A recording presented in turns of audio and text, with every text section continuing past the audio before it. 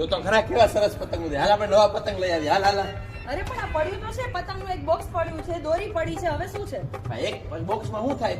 તો પણ ઉત્તરાયણ એક જ દિવસ હોય, એક દિવસ એક બોક્સમાં ના થઈ જાય. ના ભાઈ ના, અહીંયા 2 દિવસની હોય.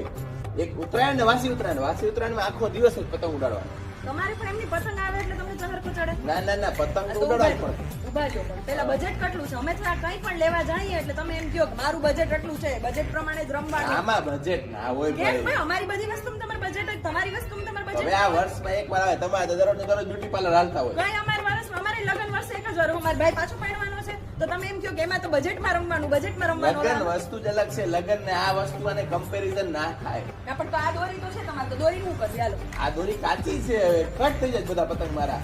આ કેટલાની આવી? 2000 ની. એટલે હવે તમારે કેટલાની લેવી?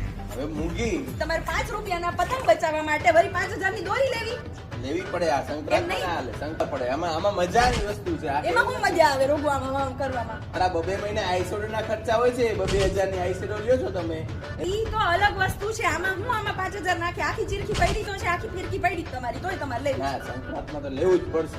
આ તો આ બધું તો ઠીક છે, પણ તલ સાકડી, માંડવી પાક, મમરા લાડુ ઈ ભેગા ભેગ ખરીદી કરવા જાવ તો લેતા આવજો. હું ઘરે નહીં બનાવું ભાઈ. હવે ઘરે જ બનાવવું પડે ને. બાયડી આવે પછી હું હજી બહારનું જ ખાવાનું મારે આખી જિંદગી. તમારે જી લેવું હોય ને તમારે એકલા માટે લઈ આવજો, પછી અહીંયા ગામને ભેગું કરીને ભાઈબંધ દોસ્તાર માટે પતંગ ને દોરી ન લઈ આવતા. એ બધા માટે આવશે. ભાઈબંધ દોસ્તાર માટે આવશે જ. તમારા જેવું ના હોય કે 5-5 રૂપિયાનો હિસાબ કરો તમે. ભાઈબંધી કેને કહેવાય તને ખબર પડે છે? ખરીદી કરવા માટે તમે લે જ નથી. તું યાર ના મને અરે પણ